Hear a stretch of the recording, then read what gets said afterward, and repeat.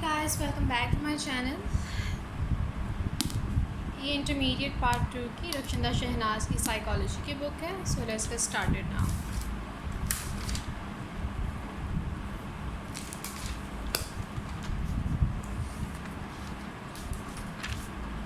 So we were on the topic of, here we go. Last time जो मेरा topic था वो specific phobia और सोशल फ़ोबिया था, और आज मेरा टॉपिक है panic disorder.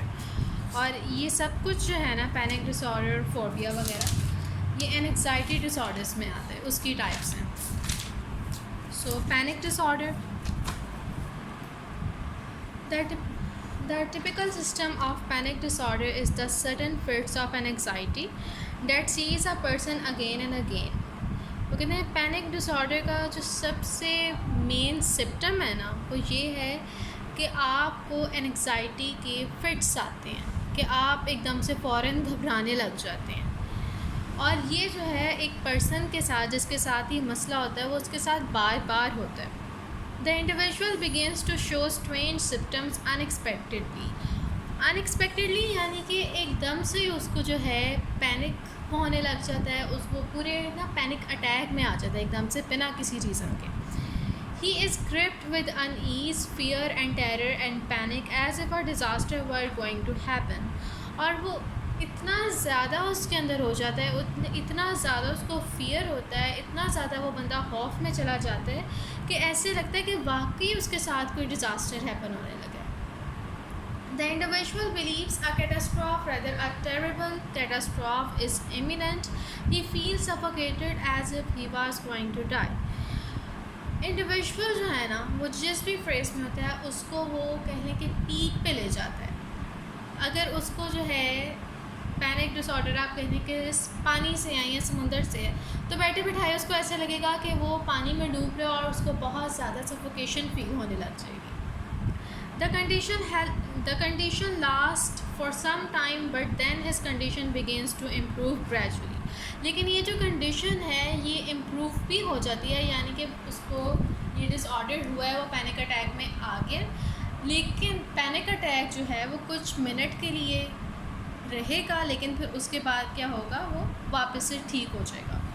The individual is diagnosed to be a patient of panic disorder if he suffers from such attacks 4 times a month.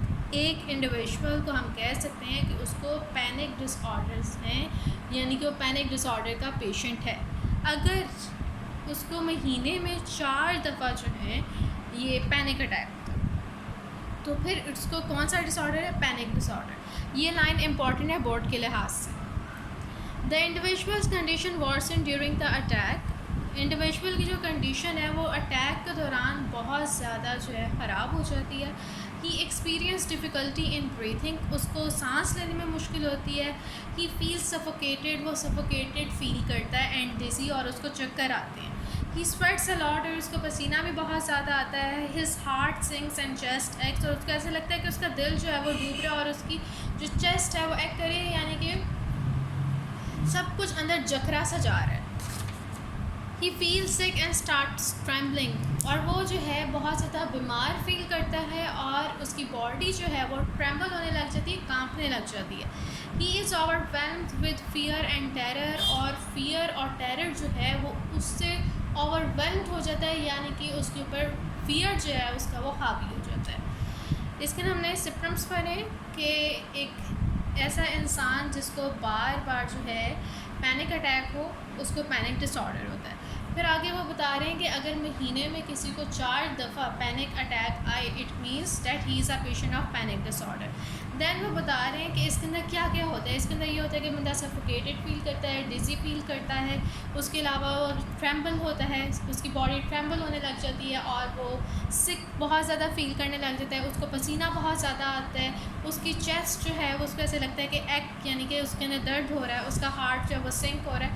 ये सारे जो हैं सिम्पटम्स हैं पैनिक डिसऑर्डर के. इसके हमने इसके सिम्पटम्स पढ़े हैं. उसके अलावा वो 4 मंथ्स वाली बात, 4 टाइम्स इन अ मंथ वाली बात है. फिर उसके बाद हमने ये भी पढ़ा है कि जिसके साथ ही बार बार हो, it means that he is a patient of panic disorder.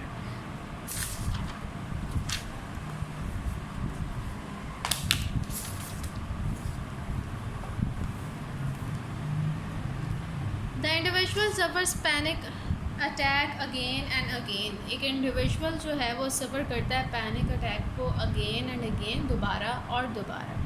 The attack decreases in intensity in a few minutes. Attack जो है वो कुछ मिनट के बाद उसकी इंटेंसिटी जो है वो कम हो जाती है। But the symptoms of an anxiety persist. लेकिन जो सिम्टम होते हैं एंग्जाइटी के वो परसिस्ट होते हैं। हमने सिम्टम्स क्या पढ़े हैं कि उसको खौफ आता है, तो अटैक के बाद भी उसको खौफ आता है। फिर उसके बाद उसकी बॉडी जो ट्रेम्बल करती है वो अटैक के बाद भी कांपती है। फिर उसके बाद जब वो बीमार फील करता है वो अटैक के बाद भी बीमार फील करता है। If an attack of this kind happens in a specific situation, वो कहते हैं अगर ये जो अटैक है, इस किस्म का अटैक एक स्पेसिफिक सिचुएशन में हो तो फिर हम इसको कहते हैं acute panic. For example, one में गो इन टू पैनिक वाइल ट्रैवलिंग और विजिटिंग अ हॉस्पिटल और गोइंग थ्रू बाजार एक्सेट्रा। अगर किसी स्पेसिफिक वजह के कारण जो है, एक स्पेसिफिक चीज़ की वजह से आपको ये अटैक हो रहा है, पैनिक अटैक में आप जा रहे हैं, तो फिर ये क्या है, क्या लिखा हुआ है, क्यूट पैनिक। तो फिर ये क्यूट पैनिक है। और फॉर एग्ज़ाम्पल उन्होंने दिया है कि अगर आप जो हैं, हो सकता है आप समुद्र किनारे जब भी जाते हो तो आपको इस तरह अटैक आ जाता हो, या आप जब गैदरिंग में हो तब आपके साथ इस तरह होता हो। तो अगर कोई स्पेसिफिक वजह है कि इसी सिचुएशन में आपके साथ ऐसा होता है, then it is called acute panic. One may get into panic in movement of peace. वो कहते हैं कि ऐसा भी हो सकता है कि आप आराम और सुकून से बैठे हैं लेकिन आपको पैनिक अटैक आ जाए। For example, before going to bed, while watching a TV programme, while having a routine discussion और doing task of daily life. ऐसा भी हो सकता है कि आप लेटने लगें तब आपको आ जाए, आप टीवी देख रहे हैं तब आपको आ जाए, आप किसी से बात कर रहे हैं तब आपको आ जाए, then it is also a kind of panic disorder.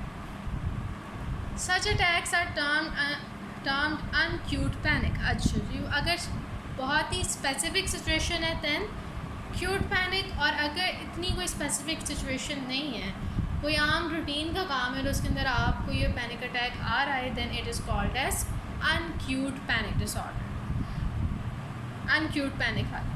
If the individual suffered acute panic attacks repeatedly, it is known as phobia. अगर इंडिविजुअल जो है वो सफ़र करता है acute panic attacks repeatedly, bar bar, then it is called as phobia.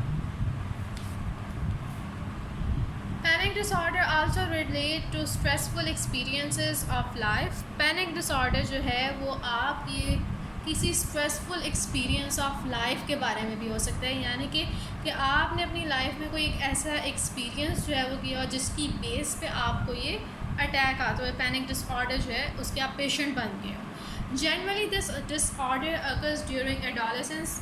अमूमन जो है ये डिसऑर्डर तब होता है जब आप एडोलेसेंस में होते हैं। Sometimes panic disorder is associated with agoraphobia but it may happen without it. वो कहते हैं समटाइम्स बाज़ औक़ात जो है पैनिक डिसऑर्डर को एग्रोफोबिया से एसोसिएट किया जाता है, लेकिन ये इसके अलावा भी हो सकता है।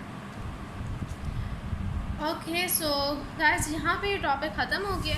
इसके अंदर हमने इसके सिम्टम्स पढ़े हैं और पैनिक डिसऑर्डर क्या है, फिर उसके बाद हमने क्यूट डिसऑर्डर और उसके अलावा क्यूट पैनिक और उसके अलावा अनक्यूट पैनिक के बारे में पढ़ा है। देन वो कह रहे हैं कि अगर आपको क्यूट पैनिक जो है बार बार हो, then it is called as phobia. ये लाइन इंपॉर्टेंट है। फिर उसके बाद उन्होंने लास्ट में कहा है कि कुछ पैनिक डिसऑर्डर को एग्रोफोबिया के साथ भी एसोसिएट किया जाता है, मगर ये इसके अलावा भी हो सकता है। कुछ को किया जाता है लेकिन वो साथ में ये भी कह रहे हैं कि ये इसके अलावा भी हो सकता है। सो यहाँ पे मुकम्मल हो गया टॉपिक। Okay then bye. अच्छा, मैं यहाँ पे आपको दिखा देती हूँ, अगर आप लोगों ने स्क्रीनशॉट लेना है तो ले लें नोट्स वगैरह बनाने के लिए। ये और करीब कर देती हूँ बुक को, चल। और फिर उसके बाद ये है,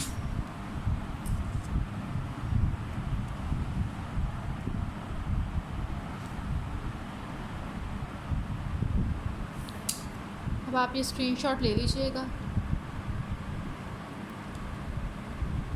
See you in another video. Allah Hafiz guys.